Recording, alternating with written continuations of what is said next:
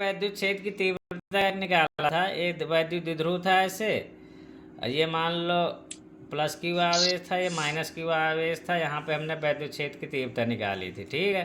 तो वैद्युत क्षेत्र की तीव्रता जो आई थी वो जो है इस दिशा में आई थी, ठीक है।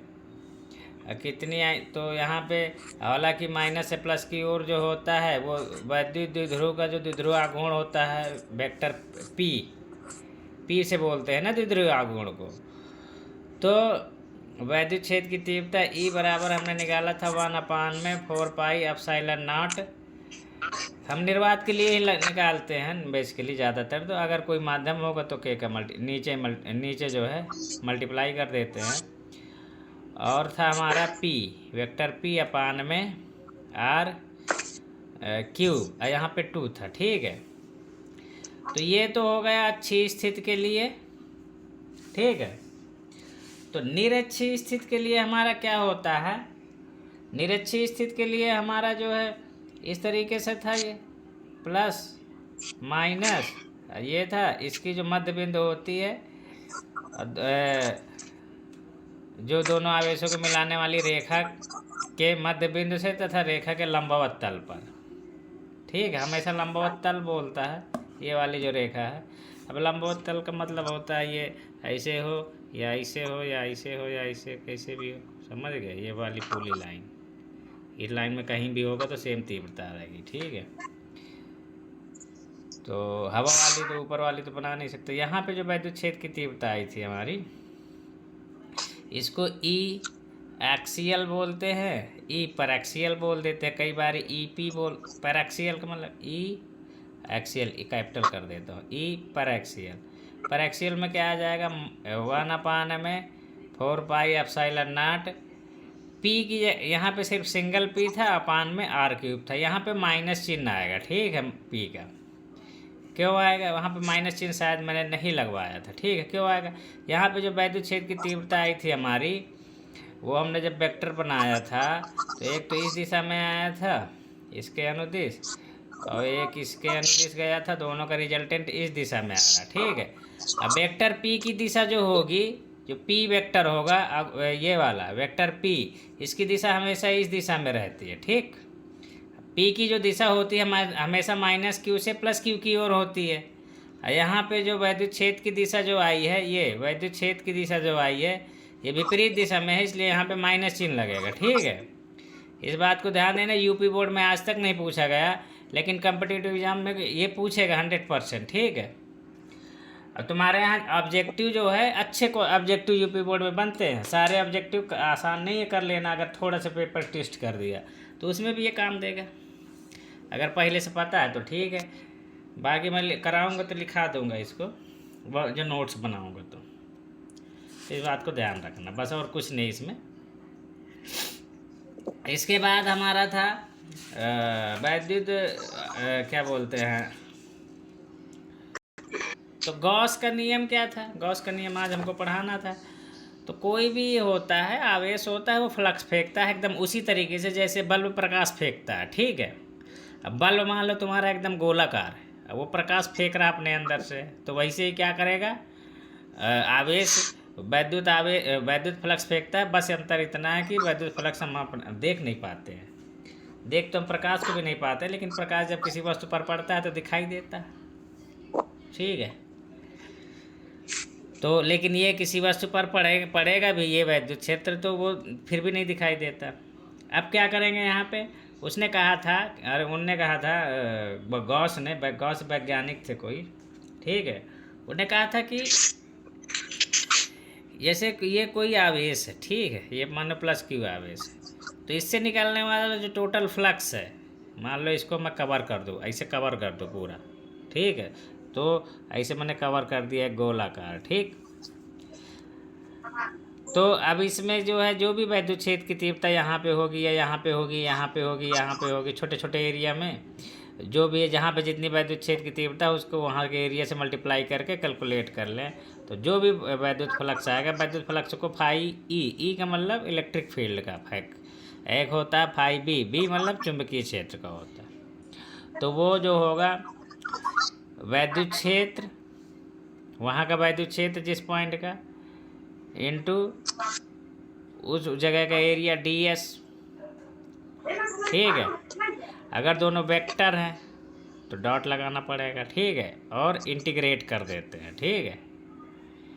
और यहाँ पे क्या है, ये वाला साइन लगाते हैं, ये क्या है, क्लोज पास, ये क्लोज पूरे जो है आवेश को चारों तरफ से कवर करने का संकेत देता है, ये वाला चिन्ह, ठीक है। खुला हुआ ओपन ओपन जो भी ओपन क्या बोलते हैं बाउंड्री होती है उनके लिए चिन्ह नहीं लगता, ठीक है। तो ये क्लोज के लिए लगता है हमेशा।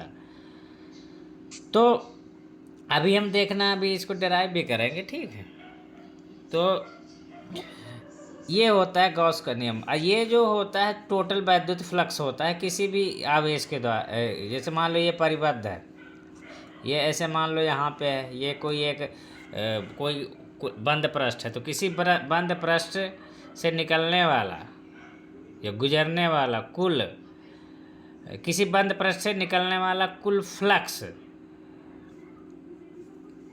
मान लो यहाँ से गुजरने वाला कुल फ्लक्स कितना है, फाई ई किसके बराबर होता है, उसके अंदर उस बंद पृष्ठ के अंदर उपस्थित आवेश का 1/ε0 गुना होता है, 1/ε0 गुना। तो ये क्या होगा, जो फ्लक्स होगा वो क्यू के बराबर नहीं होता, क्यू में 1/ε0 का गुणा करोगे तब उसके बराबर होगा। बस इसी बात को बोला था किसने, गॉस ने, ठीक है। अगर इसके अंदर कोई आवेश नहीं है तो जैसे ये वाले केस में है, तो यहाँ पे फाई ई जो तुम्हारा होगा कुल वैद्युत फ्लक्स, यहाँ से बाहर की तरफ निकलने वाला कुल वैद्युत फ्लक्स कितना हो जाएगा, 0/ε0 हो जाएगा। मान लो कोई ये है, यहाँ पे आवेश कोई रखा हुआ है, -q रखा हुआ है, मान लो -q, तो यहाँ से जो भी देखो, यहाँ से जो भी फ्लक्स निकलेगा, ठीक है, जो भी फ्लक्स निकलेगा टोटल करेंगे एरिया से मल्टीप्लाई करके, यहाँ के फ्लक्स को यहाँ के वैद्युत क्षेत्र को यहाँ के एरिया से, यहाँ के वैद्युत क्षेत्र को यहाँ के एरिया से, यहाँ से, तो पूरे एरिया में जो भी वैद्युत क्षेत्र पड़ रहा है पूरे को मल्टीप्लाई करके जोड़ जाड़ के जो भी निकालेंगे वैद्युत फ्लक्स फाई ई, वो कितने बराबर होगा, -q/ε0 के। यहाँ पे आवेश को चिन्ह सहित रखेंगे हमेशा, ठीक है।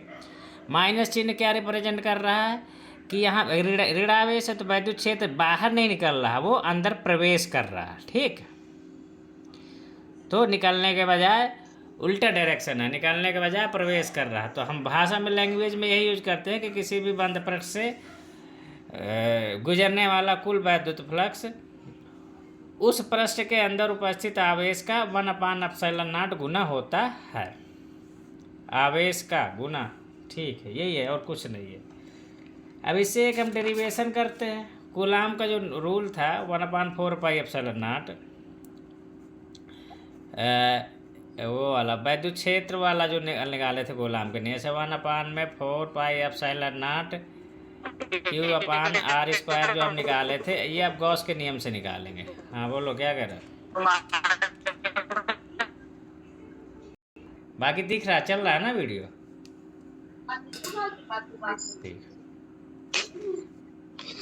ठीक है, तुमने याद दिला। चल देखो, इसको प्रूव करना होता है, ये हमेशा पूछता है, ठीक है।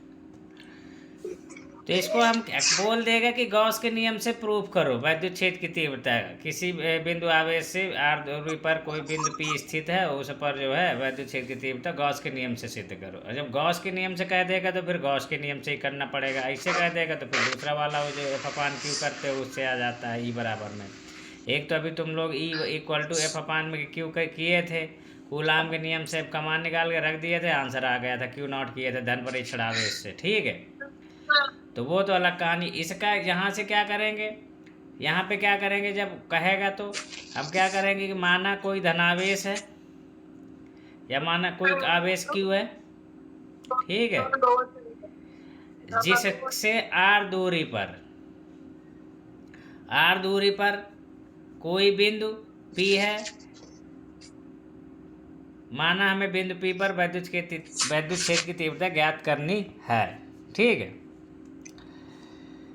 तो ये सब लिखेंगे, वो हमेशा हम लिख के भेज देंगे, ठीक है।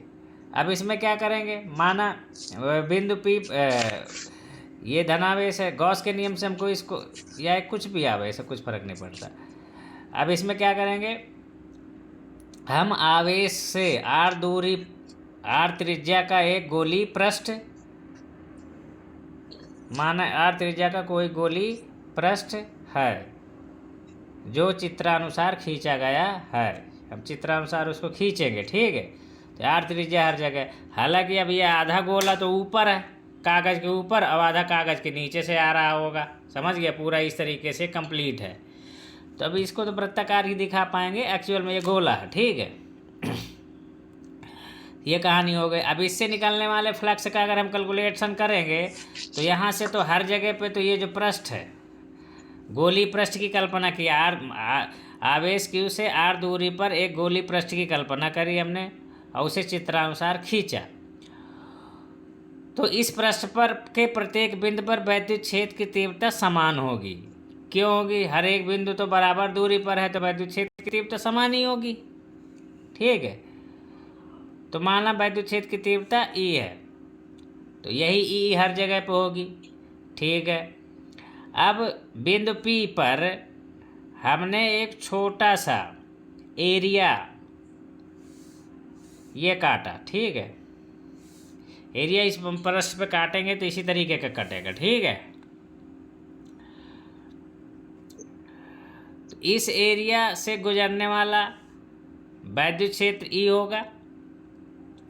माना ये सूक्ष्म अवयव बोलते हैं, सूक्ष्म क्षेत्र अवयव, ठीक है। इस क्षेत्र अवयव की जो दिशा होती है नॉर्मली क्या है, हम अगर कोई बंद पृष्ठ के लिए वैद्युत क्षेत्र अवयव ले रहे हैं या क्षेत्र का जो वेक्टर कभी भी दिखाएंगे वो बाहर की ओर हमेशा दिखाते हैं, तो इसका जो क्षेत्र अवयव होगा वो बाहर की ओर होगा। इसको जो सूक्ष्म अवयव लेते हैं, इसको कई बुक्स में DA लिखता है, कई बुक में DS लिखता है, तो यहाँ पे DS लिख दे रहे हैं हम, ठीक है। तो ये एक बहुत सूक्ष्म अवयव है, एरिया अवयव है DS। अगर इसको वेक्टर फॉर्मेट में लिखोगे तो कितना हो जाएगा, DS वेक्टर, ठीक है। ठीक, यहाँ पे वैद्युत क्षेत्र की तीव्रता भी इस बिंदु पर इसी दिशा में रहेगी। तो इसको अगर मैं थोड़ा सा और आगे दिखाना चाहूँ तो ये हो जाएगा, ये मेरा वैद्युत क्षेत्र की तीव्रता का वेक्टर हो गया। दोनों एक ही दिशा में होंगे, क्योंकि यहाँ से मिलाने वाली रेखा के इस छोटे से एरिया की दिशा भी इधर ही होगी, ठीक है।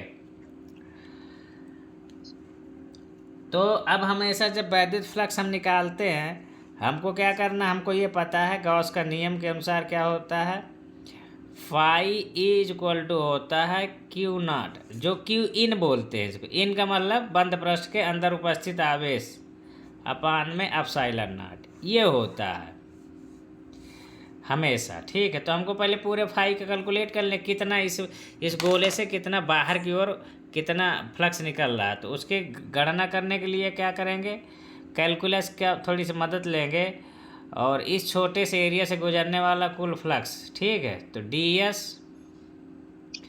एरिया या पृष्ठ,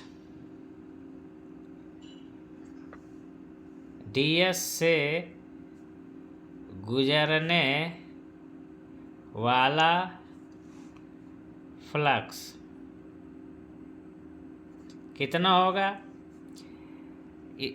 इसको कई बार लिखते हैं D फाई, क्योंकि छोटा सा एरिया हमने लिया और हमेशा हम छोटे से एरिया लेंगे। जितने भी गॉस के रूल के डेरिवेशन करेंगे सब ऐसे करेंगे, और सब पहले से प्री डिफाइंड होता है, डेरिवेशन कहीं पे नहीं करना पड़ता, सब सिमेट्रिक होता है, हम वैल्यू रटी रटाई लिख देते हैं, ठीक है। इसलिए डरने की कोई ज़रूरत नहीं है। ये हो जाएगा E.ds और इंटीग्रेशन, ठीक है। इंटीग्रेशन अभी नहीं करेंगे, अभी तो केवल इतने एरिया से निकलने वाले फ्लक्स को हम कैलकुलेट कर रहे हैं, ठीक है। इसके बाद क्या करेंगे, इसको इंटीग्रेट कर देंगे D फाई को, तो दोनों तरफ इंटीग्रेट करेंगे E.ds। अब इस E.ds को ऐसे इसको यहाँ पे भी इंटीग्रेट लिख देंगे, ठीक है। तो बंद पृष्ठ से गुजरने वाला कुल फ्लक्स, हाँ सर, ये इंटीग्रेशन के चिन्ह में बीच में गोला, हाँ ये हमेशा लगाएंगे, बंद पृष्ठ के लिए लगाया जाता है इसको, ठीक है। ये इंडिकेट करता है कि पूरे बंद पृष्ठ का हम कैलकुलेशन कर रहे हैं, पूरे बंद पृष्ठ से जो फ्लक्स निकल रहा है ना उसका कैलकुलेशन कर रहे हैं। ये रिप्रेजेंट करता है। तुम लोग मैथ में जब लगाओगे तो लिमिट लगाते हो 1 से 2, 2 से 3 या 20 से 30 या 100 से 200 कुछ भी लगाते हो, या माइनस पाई से प्लस पाई। यहाँ पे लिमिट क्या लगाओगे, कहाँ से कहाँ तक? तो इसमें क्या है होता है कि हमेशा बंद पृष्ठ के लिए कैलकुलेट करते हैं, ठीक है। यहाँ पे जो भी ds क्या है, एरिया, जो भी लिमिट लगाओगे एरिया के रिस्पेक्ट में लगाओगे, ठीक है। अगर ओपन ओपन ओपन सरफेस होगी, ये ओपन पृष्ठ होगा, तो उसके लिए यहाँ पे 0 से वो वाला एरिया लिखोगे, ठीक है। लेकिन यहाँ पे क्या है कि पूरा बंद पृष्ठ है, तो इसलिए क्लोज पृष्ठ के लिए ये सब लगाते हैं। यहाँ पे लिख देंगे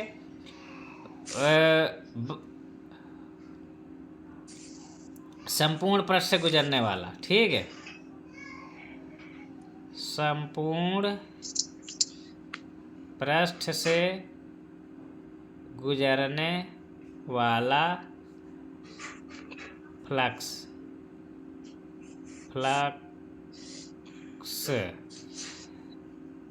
कुल फ्लक्स लिख सकते हो, ठीक है।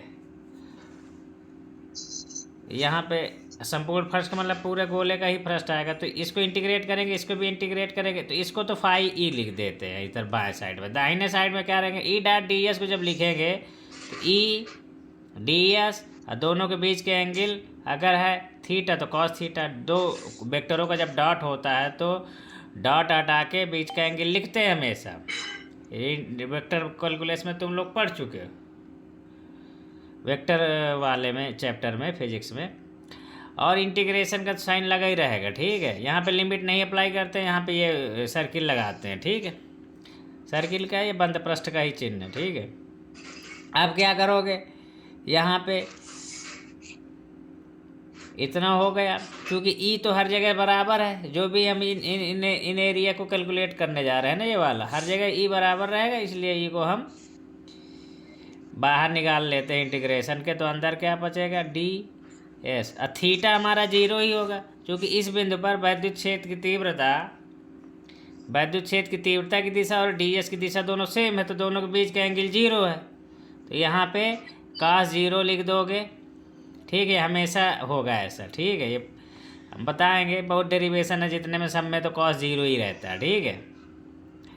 तो यहाँ पे जो है इसकी तो वैल्यू 1 हो जाएगी, तो क्या बचेगा, ई इंटीग्रेशन डी एस।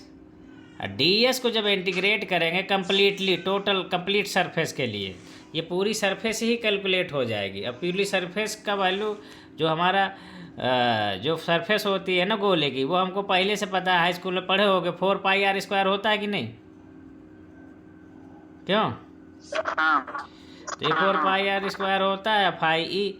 तो ये रटा आया होता है, ठीक है। तो इंटीग्रेशन हमको कभी करना नहीं पड़ेगा, ऑलरेडी वो सिमेट्री होती है, वो अपने आप हमको रखना होता है, ठीक है। तो ये हमें जितने भी डेरिवेशन होंगे सब में ऐसे ही आएगा, ठीक है। एक रेगुलर तुम्हारी शेप होगी और उस रेगुलर शेप का एरिया तुमको पहले से पता रहेगा, ठीक है। तो फाई इन पूरा कंप्लीट डी एस जो आएगा इंटीग्रेशन होके, वो हमेशा तुमको पहले से पता रहेगा। तो यहाँ से तो यहाँ से फाई ई हमारा फाई ई छोटा हो गया। इसको मैं क्या लिख सकता हूँ, गॉस के नियम से, गॉस प्रमेय से क्या हो जाएगा मेरा, फाई ई इक्वल टू क्या होता है, क्यू इन अपान में एप्सिलॉन होता है। ये मेरा रिलेशन नंबर 1 हो गया, ये रिलेशन नंबर 2 हो गया। यहाँ से वैल्यू पुट कर दूंगा मैं फाई ई की यहाँ पे, तो मेरा वो क्या हो जाएगा, क्यू इन मुझे पता है कि क्यू के ही बराबर है, ठीक है।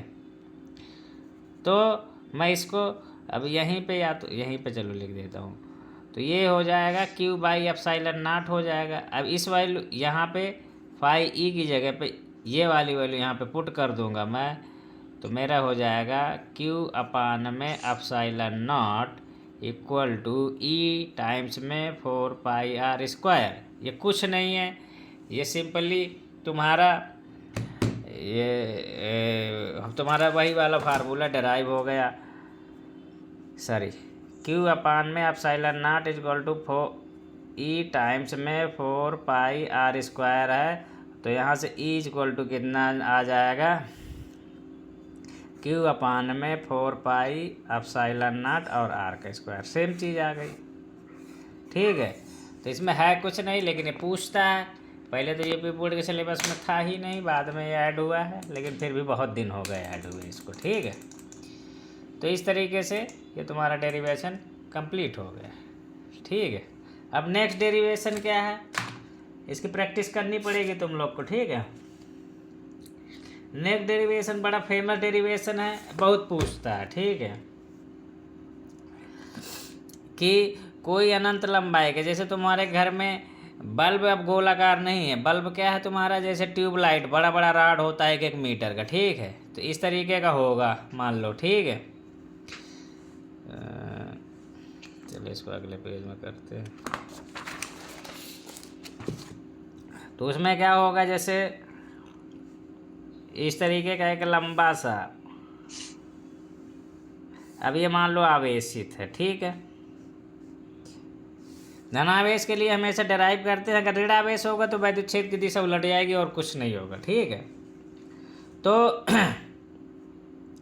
अब यहाँ पे क्या होगा, वैद्युत क्षेत्र की तीव्रता इस जो एक ये जो है रेखीय घनत्व बोलते हैं इसको, क्योंकि एक रेखा के अनुदिश है ये आवेश। ठीक है, तो इस ऐसे केसेस के लिए अब ये अनंत लंबाई का, इधर भी इसकी लंबाई और इधर भी इसकी लंबाई का कोई अंत नहीं है, तो अनंत लंबाई का, तो अगर ऐसे देखेंगे ये अनंत लंबाई का कोई आवेशित चालक है, तो यहाँ पे क्या दिक्कत आएगी कि तो ये आवेश तो अनंत हो गया, तो अनंत आवेश के लिए कैलकुलेट करोगे तो क्या करोगे, तो परेशान हो जाओगे। समझ गए? पहली बात तो यहाँ पे E इक्वल टू जो होता है 1/4 pi epsilon not Q upon में आर स्क्वायर, ये ही नहीं अप्लाई कर पाओगे, चूँकि आवेश कहाँ से कैलकुलेट करोगे यहाँ पे। दूसरी बात, जो ये वाला फार्मूला अप्लाई होता है ये हमेशा बिंदु आवेश के लिए अप्लाई होता है। किसके लिए? बिंदु आवेश के लिए। ठीक है, कि ये जो आर है उस आवेश से इतनी ज़्यादा दूर है कि जो आवेशित वस्तु है उसका जो साइज हो है उस जैसे मैं ये मान लो कि ये वस्तु है, ये धनावेशित है, इससे इतनी दूरी पर हम वैद्युत क्षेत्र की तीव्रता निकालने की कोशिश कर रहे हैं। ये आर दूरी पर, ये आर इसके वस्तु के साइज से बहुत बड़ा है। ठीक है, तब ये फार्मूला अप्लाई होता है। ये नहीं कि ये वस्तु 1 मीटर की है और तुम जो है 1.5 मीटर में वैद्युत क्षेत्र की तीव्रता निकाल रहे हो, फार्मूला अप्लाई ही नहीं होगा। समझ गए? लेकिन ऐसा कभी पूछा नहीं जाता, बस जानकारी के लिए बता दे रहा हूँ। ठीक है, यहाँ पे क्या होगा, ये फार्मूला अप्लाई नहीं होगा, क्योंकि ये बिंदु आवेश थोड़ी है, तो रेखीय आवेश है, रेखा के अनुदिश ये डिस्ट्रीब्यूटेड है या वितरित है। तो ऐसे इस तरीके से आवेशों का वितरण होगा, तब क्या करेंगे, ये तो गोलीय आवेश हो या बिंदु आवेश टाइप का गोलाकार वस्तुओं के लिए फार्मूला है। ऐसे चीज़ों में क्या करेंगे, पहली बात तो इसका हम पूरा आवेश तो कभी बता ही नहीं सकते, जो कि इसका लंबाई ही अनंत बोल दिए तो ये आवेश ही अनंत हो गया। तो ऐसे केसेस में आवेश के टर्म को डिफाइन करने के लिए एक यूज करते हैं रेखीय घनत्व, लेमडा। लेमडा बराबर क्या होता है, लेमडा क्या बताता है, सिर्फ यूनिट लंबाई में उपस्थित आवेश। जैसे मान लो कि इसका आवेश घनत्व लेमडा है, इसका मतलब 1 लेमडा कूलम पर मीटर, ऐसे बोलते हैं। तो मान लो कि इसकी कोई लंबाई ली है, मान लो एल लंबाई ली है। ठीक है, एल लंबाई के चालक पकड़े, इसमें देखे आवेश कितना है, क्यू मिला, तो क्या करेंगे, क्यू को एल से भाग दे देंगे, तो जो भी आवेश मिलेगा उसको रेखीय घनत्व तो बोल देते हैं। जो भी वैल्यू आए तुम्हारा वितरित है उसी तरीके से उसका उस चीज़ का भाग देते हैं। जैसे घनत्व निकालते हो तो द्रव्यमान में आयतन का भाग देते हो, क्योंकि द्रव्यमान पूरा एक आयतन में बटा हुआ होता है। ठीक है, एक आयतन होता है, उस एरिया में पूरा वितरित होता है। तो इस तरीके से ये होगा, तो ये इसका मात्रक से तुमको पता चल जाएगा। इसका मात्रक होता है कूलम पर मीटर, कि 1 मीटर में उपस्थित कितना आवेश। तो एल मीटर में क्यू है, तो 1 मीटर में कितना होगा, क्यू बाई एल ही तो होगा। क्यों? अब ये हो गया, क्या करो, चलो ठीक है। अब इस पे क्या है, इसके कारण वैद्युत क्षेत्र की तीव्रता निकालेंगे। तो ऐसे केसेस का क्या है, ये स्पेसिफाइड शेप होती हैं, ठीक है, ये क्या बोलते हैं, आकार होता है, स्पेशल आकार होते हैं ये, तो इनके लिए ही हमेशा पूछेगा, इनसे बाहर जाके कभी क्वेश्चन बनता नहीं है। ठीक है, तो ऐसे केसेस में क्या करेंगे, ये रेखा के अनुदिश ये धनावेश बटा हुआ है, हमको पता नहीं है, तो हम क्या करेंगे, छोटे से एरिया को कंसीडर करते हैं, उसका एनालिसिस करते हैं, उसी के लिए पूरे के लिए बोल देते हैं, समझ गए। तो हम क्या करेंगे, इसकी कुछ लंबाई L कंसीडर करते हैं, लेते हैं, और उस एरिया, मान लो मुझे इस बिंदु पर इस जो है आवेशित क्षण से r दूरी पर, या कितनी दूरी पर, r दूरी पर ही मान लेते हैं, r दूरी पर मुझे वैद्युत क्षेत्र की तीव्रता निकालनी है। तो इस बिंदु पर मान लो वैद्युत क्षेत्र की तीव्रता E है, ठीक है। तो इस तरीके के वैद्युत क्षेत्र की तीव्रता, तो इसको क्या करेंगे हम, ऐसे इसके चारों ओर एक सिलेंडर से कवर कर लेते हैं, ठीक है। सिलेंडर से कैसे कवर करेंगे, अब देखो इससे, ये सिलेंडर है, ठीक।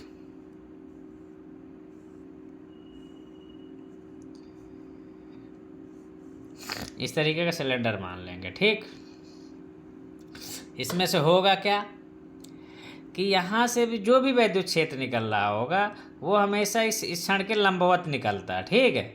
वो वैद्युत क्षेत्र की दिशा ऐसे होगी, ऐसे होगी, ऐसे होगी, समझ गए, पूरे पूरे वैद्युत क्षेत्र की दिशा, ठीक। ये तो मैं दिखा रहा हूँ तुमको। उसी प्रकार से इधर भी इसके विपरीत भी ऐसे होगी। तो इसके अगर मैं ये मान लो इस क्षण के अनुदिश है आवेश, तो इसके इधर भी हर साइड में वैद्युत क्षेत्र निकलेगा, समझ गए, जिधर जिधर पाएगा जगह। जैसे एक जलती हुई राड देखते होगे, अपने चारों तरफ फेंकती है प्रकाश, ठीक है। तो अब क्या होगा, इस वाले पृष्ठ से जो वैद्युत फ्लक्स निकलेगा वो शून्य निकलेगा, और इस वाले वैद्युत पृष्ठ से वैद्युत फ्लक्स शून्य निकलेगा, जो हमने सिलेंडर माना है। पूरा पूरा फ्लक्स कहाँ से निकलेगा, यहाँ से निकलेगा। जैसे कोई सिलेंडर अगर मान लो और उसके अंदर कोई ट्यूबलाइट बढ़िया जल रही है, तो उसमें जो लाइट पड़ेगी उसके पृष्ठ पर, यहाँ पे पड़ेगी लाइट, यहाँ पे पड़ेगी लाइट, इसके तली पर लाइट नहीं पड़ेगी, पड़ेगी की? तो कोई लाइट नहीं पड़ती है, ठीक है। फिर से इसको घुमा दोगे तो फिर से पड़ना स्टार्ट हो जाएगा।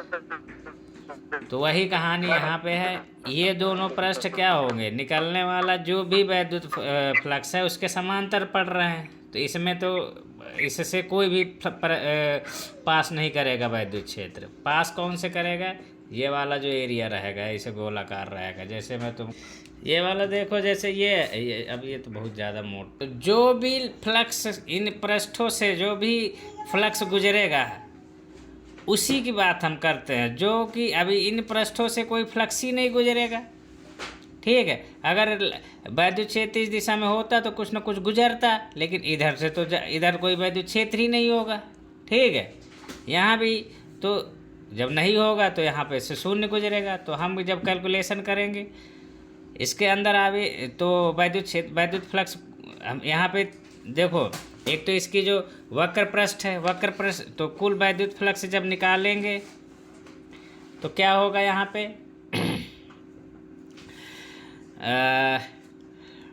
एक सेकेंड, ज़्यादा बड़े वीडियो हो जाएगा। तो यहाँ पे क्या होगा, ये वक्र पृष्ठ जो होगा, तो फाई कौन सा वक्र पृष्ठ के, अरे यार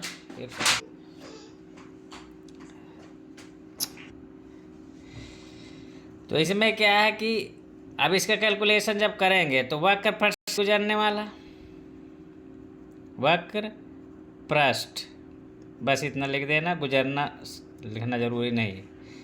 प्लस में फाई कौन सा, ये जो पृष्ठ है, ठीक है, समतल पृष्ठ, समतल पृष्ठ, ये पॉइंट लिख दोगे तो मैं नंबर मिल जाएगा, ठीक है। फाई क्या होगा, फाई ई यहाँ पे लिखना हो लिख दो, कोई दिक्कत नहीं, ठीक है।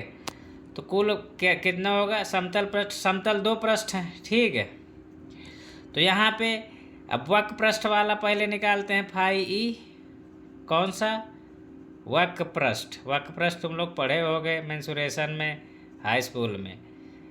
क्या होगा, मान लो यहाँ पे मैं यहाँ पे वैद्युत क्षेत्र की तीव्रता ई मान लेते हैं इस पॉइंट पर, तो इस वक्र पृष्ठ पे हम एक एरिया कंसीडर करेंगे, ठीक है। अब वो एरिया, अब हम ये वाला एरिया मान लो, ये वाला इतना एरिया, ठीक है। तो ये एरिया हम कितना हमेशा लेंगे, ds लेंगे, वो रटा रटा आया रहेगा, ठीक है।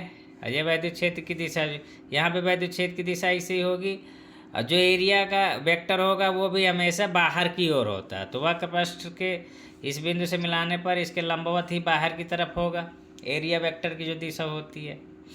तो यहाँ से अगर हम कैलकुलेट करेंगे तो E.ds, ठीक है, ये तो क्या होगा, एक छोटे से एरिया का फ्लक्स है, इसको जब इंटीग्रेट कर देंगे तो पूरे का बन जाएगा, ठीक है। तो अब इसका कैलकुलेशन करेंगे तो यहाँ पे क्या होगा कि इस पूरे पृष्ठ पर हर जगह पर जो हमने इतना बड़ा सिलेंडर बनाया था, तो हर एक पॉइंट पर जो है वैद्युत क्षेत्र समान होगा, क्योंकि दूरी तो समान ही है, ठीक है। तो इसलिए ई को हम पहले तो इसको ही कर देते हैं, इसको ऐसे कर देते हैं, integrate E.ds cos theta. Theta यहाँ पे क्या होगा, वैद्युत क्षेत्र भी इसी दिशा में है, और एरिया का जो एरिया अवयव है या क्षेत्र सूक्ष्म क्षेत्रफल अवयव बोलते हैं, या क्षेत्र अवयव या पृष्ठ अवयव, वो थीटा यहाँ पे 0 डिग्री होगा, दोनों के बीच का एंगल 0 है, तो इसकी वैल्यू कितनी हो जाएगी 1, cos 0 की वैल्यू 1 हो जाएगी। तो यहाँ से E.ds और इंटीग्रेशन, तो यहाँ से जब इसको सॉल्व करोगे तो ई तो बाहर निकल जाएगा, ये कांस्टेंट रहेगा, अंदर ds बचेगा, इंटीग्रेशन। अब ds को कंप्लीट सरफेस के लिए इंटीग्रेट करोगे तो ये रटा रटा आया रहता है, हमेशा इसमें इंटीग्रेट नहीं करना होता कुछ। वक्र पृष्ठ का एरिया हमको पता होता है कितना होता है, अगर इसकी त्रिज्या r है, यहाँ से यहाँ तक त्रिज्या r है, तो 2πr, और इसकी लंबाई कितनी है l, कितनी है l लंबाई हमने कंसीडर करी है, क्योंकि लंबा तो बहुत ज़्यादा है, आगे भी पीछे भी, तो l जैसे 2πr सिलेंडर का जो वक्र पृष्ठ अभी तक रटे होगे, तो यहाँ पे h की जगह क्या हो जाएगा l, इसकी ऊंचाई कितनी है सिलेंडर की l, तो ये तुम्हारा कुल फ्लक्स आ जाएगा वक्र पृष्ठ वाला, ठीक है। इसके बाद समतल पृष्ठ, तो समतल पृष्ठ से गुजरने वाला फ्लक्स फाई ई समतल, समतल पृष्ठ से गुजरने वाला फ्लक्स जो होगा उसके बारे में देखो, जैसे यहीं पे बना देता हूँ फिगर, ये वाला इसे समतल पृष्ठ था, ठीक है। ये तुम्हारा बीच में ये तुम्हारी धनावेशी क्षण थी या आवेशी क्षण कह लो, तो इसमें वैद्युत क्षेत्र की दिशा हर एक पॉइंट में क्या होगी, इस दिशा में होगी। ये जो समतल पृष्ठ है, समतल पृष्ठ का जो दिशा होती है वो अगर बंद पृष्ठ है तो उसके बाहर की ओर लंबवत होती है, पृष्ठ से लंबवत, तो इसकी दिशा ये होगी, ये हो जाएगी ds की दिशा। इस दिशा में वैद्युत क्षेत्र है, ये किसकी दिशा हो जाएगी, वैद्युत, इस पॉइंट पे अगर मैं निकालना चाहूँ तो ds एरिया का ये हो जाएगी दिशा, और क्षेत्रफल की वैद्युत क्षेत्र की दिशा इस दिशा में हो जाएगी। कहीं भी करो, यहाँ भी करोगे तो वैद्युत क्षेत्र की दिशा इधर होगी, और एरिया जो ds होगा उसकी दिशा ये होगी, ठीक है। क्योंकि जो भी, एक सेकेंड, वैद्युत क्षेत्र की दिशा, तो यहाँ पे जो ds होता है वो हमेशा उस तल के लंबवत होती है, कोई भी एरिया होगा एरिया के लंबवत बाहर की ओर, ठीक है। तो ये एरिया हो गया ये वाला इतना बड़ा, ठीक है, इससे बाहर की ओर होगा, क्योंकि ये तल ये सिलेंडर है अगर, तो ये इस तरीके से इसका ढक्कन होगा, तो ढक्कन से बाहर की ओर ये इधर होगा, ठीक। तो इसलिए इन दोनों के बीच का एंगल कितना होगा, 90 डिग्री, तो फ्लक्स तो 0 ही आएगा, चाहे देख लेना। E.ds करोगे और इंटीग्रेट करोगे तो जब E की दिशा इस बिंदु पर, हालांकि इसके अलग अलग पॉइंट पे वैद्युत क्षेत्र की दिशा अलग अलग, मान अलग अलग होगा हर जगह पे, लेकिन हमको इतना पता है कि ds हर जगह पे जो थीटा होगा वो 90 डिग्री होगा, ठीक है। कहीं भी कोई बिंदु ले लो, यहाँ पे वैद्युत क्षेत्र को इंटीग्रेशन के बाहर नहीं निकाल सकते, क्योंकि हर एक पॉइंट के, इसके हर एक पॉइंट पर वैद्युत क्षेत्र की तीव्रता जो होगी ना वो अलग अलग होती है, इसलिए हम इसको बाहर नहीं निकालेंगे। और कुछ लोग रटे रहते हैं, कुछ किताब में डायरेक्ट लिख देते हैं कि समतल पृष्ठों से गुजरने वाला कुल फ्लक्स 0 होगा। तो यहाँ पे इसको जैसे लिखेंगे, इसकी वैल्यू कितनी आएगी, 0। पीछे तो 1 आई थी, तो यहाँ पे 0 हो जाएगा। जब एक टर्म 0 हो गया तो पूरा टर्म भी 0 हो जाएगा। तो समतल पृष्ठों से गुजरने वाला फ्लक्स 0 हो जाएगा। तो इस तरीके से कुल फ्लक्स कितना हो जाएगा, फाई ई कितना हो जाएगा, ई फाई ई वक्र पृष्ठ प्लस में फाई ई समतल मिला के कितना हो जाएगा, वक्र पृष्ठ पे कितना हो जाएगा, 2πr_l। ये वाला तो 0 ही हो जाएगा। बस यहीं तक, यही मेन है, समझ गए।